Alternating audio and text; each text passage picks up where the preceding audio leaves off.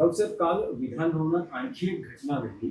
शरद पवार हे सीमा प्रश्नासंदर्भात बैठकीला आले होते. त्या बैठकीनंतर शरद पवारांनी उपमुख्यमंत्र्यांच्या दालनात पक्षाची बैठक घेतली. त्यांच्या स्वतःच्या पक्षाची बैठक, ज्याला आमदार खासदार उपस्थित होते.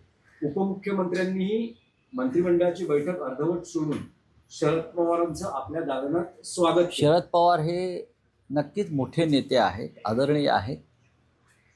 पण एखाद्या ज्या गद्दारानं आपलं सरकार पाडलं,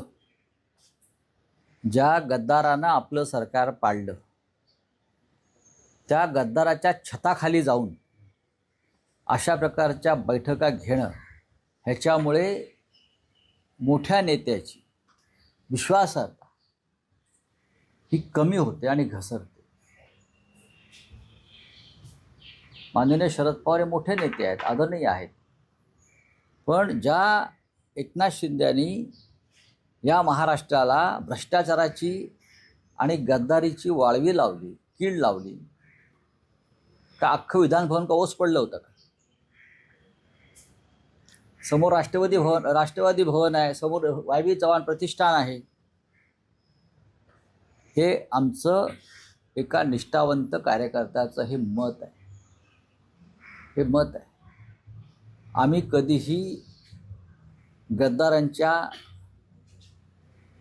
अशा ठिकाणी जाऊन आमच्या पक्षाच्या बैठका घेण्याचं एवढे आम्ही काय म्हणतात ते सहिष्णू नाही आहोत. आणि एवढं आमचं मन नक्कीच मोठं नाही, आम्ही करणार सुद्धा नाही. ज्यांचं आहे त्यांनी ते करावं, पण आम्हाला ते मान्य नाही. त्यांना जर कोणाला पटत असेल त्यांनी ते करावं. ह्यामुळे राष्ट्रवादी काँग्रेस पक्षाची विश्वासार्हता कमी होते. राऊतसाहेब, तुमचं खूप लोडेड विधान आहे. या आधीही शरद पवारांच्या राजकीय विश्वासार्हतेवर अनेक स्तरावर प्रश्नचिन्ह किंवा टीका झालेली आहे. प्रश्न नाही, मला असं विचारायचं, त्यांना पहिल्यांदा म्हणजे तुम्ही त्यांचे इतके निकटवर्ती आहे ना, तुम्ही महाविकास आघाडी सरकार स्थापन करण्यामध्ये पवार आणि तुम्ही होता. बघा, आमचं तुमच्याकडून हे विधान येते म्हणजे नक्कीच तुम्ही स्वतः, तुमचा पक्ष, उद्धव ठाकरे हे काल पवारांनी जी कृती केली त्यामुळे दुखावलेले दिसतात. नाही, सगळेच दुखावलेले असतील.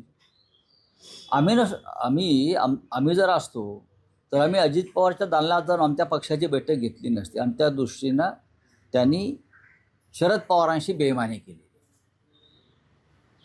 हे आम्ही लक्षात ठेवलं असतं आणि आम्ही ते पथ्य पाळलं असतं, नक्कीच पाळलं असतं. त्याच्यामुळे महाविकास आघाडीतल्या अनेक घटकांनी पथ्य पाळायला पाहिजे. नाही, पण राऊतसाहेब, हे काही पहिल्यांदा होत नाहीये.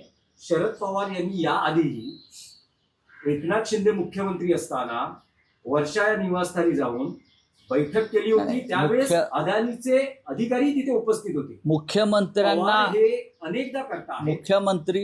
मुख्यमंत्र्यांना भेटणं पवार साहेबांसारख्या ज्येष्ठ नेत्याने, ह्याच्यामध्ये मी काय चुकीचं मानत नाही. राज्याच्या प्रश्नाविषयी कालची बैठक विधानभवनात जे माननीय पवार साहेब आले, ते सीमा प्रश्नासंदर्भात एक महत्त्वाची बैठक होती, त्यासाठी ते आले. खरं म्हणजे ती सीमा प्रश्नाच्या बैठकीत काय घडलं हे बाहेर आलं नाही. सीमा प्रश्नाच्या बैठकीला राज्याच्या मुख्यमंत्र्यांनी किती प्रमुख नेत्यांना बोलवलं होतं मला सांगा ना तुम्ही. आम्ही त्यातली एक पार्टी आहोत. शिवसेना ही या चळवळीतली, या संघर्षातली एक महत्त्वाची पार्टी आहे. काय चर्चा झाली तिथे? आपले वकील का उपस्थित राहत नाहीत सुप्रीम कोर्टामध्ये? किती वर्ष झाली हा खटला प्रलंबित आहे? राज्याच्या मुख्यमंत्र्यांना याच्याविषयी किती जाणीव आहे की मराठी माणूस तिथे जो हाल अपेष्टा भोगतो आहे त्यातून तोडगा निघावा, यासाठी त्यांची काय भूमिका आहे आणि काय चर्चा झाली? तुम्ही पुढल्या बैठकीला काय तारीख दिलीत आणि परत एक बैठक तारीख घेत आहे का? सीमा प्रश्नाच्या बैठकीपुरतं शरद पवारांचं विधानभवनात येणं आम्ही, बघा, त्यांनी काय करावं हा त्यांचा पक्षाचा प्रश्न आहे. पण एकनाथ शिंदेंच्या दालनामध्ये तुम्ही जाता आणि तुमच्या पक्षाची बैठक घेता, हे बाब शिवसेनेला दुखावणारी. नाही, पण राऊतसाहेब, ही जी कृती आहे, अलीकडच्या काळात शरद पवार आणि त्यांच्या पक्षाच्या बाबतीत अनेक चर्चा असतात की अजित पवारांचा पक्ष आणि त्यांचा पक्ष विलिनीकरण होणार. एक चर्चा अशी असते की पवारांचा पक्ष हा एनडीए बरोबर जाणार. असं सगळं सुरू असताना काही आमदार त्यांच्या पक्षाचे खासदार या बैठकीला उपमुख्यमंत्र्यांच्या दालनात होते, पण रोहित पवार हे त्या बैठकीला गेले नाही.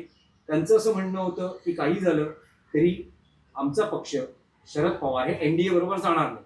पण ही जी कालची कृती आहे पवारांची, तुम्हाला असं वाटतं का ते एनडीए बरोबर जाणार नाहीत हे मी खात्रीनं सांगतो. सामनात तसा मी अग्रलेख पण लिहिलेला आहे. शरद पवारांच्या विचारधारेविषयी शंका घेण्याचं मला कारण नाही. मी त्यांना फार जवळून पाहतो. पण कालच्या कृतीविषयी मात्र शिवसेना ही, ज्याला तुम्ही इंग्रजीमध्ये म्हणता की अस्वस्थ झाली, की ह्या गोष्टीची डिस्टर्ब, या गोष्टीची गरज नव्हती. तुम्ही काय महाराष्ट्राला दाखवताय? तुम्ही गद्दारांना प्रतिष्ठा देताय.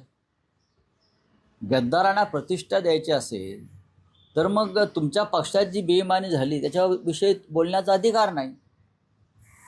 तुमच्या पक्षात जी गद्दारी झाली अजित पवारांच्या नेतृत्वाखाली, त्याला आम्ही गद्दारीच म्हणतो. बंडखोरी वगैरे म्हणत नाही, ही गद्दारीच आहे. मग त्या गद्दारांविरुद्ध कोर्टात जाणं किंवा त्यांच्याविषयी भूमिका घेणं हे कशा करता? आम्ही आमच्या गद्दारांविरुद्ध लढतो आहोत ना. आणि तुम्ही त्यांना प्रतिष्ठा कशाला देताय? मग कोण आहेत ते? का यशवंतराव चव्हाण आहेत का?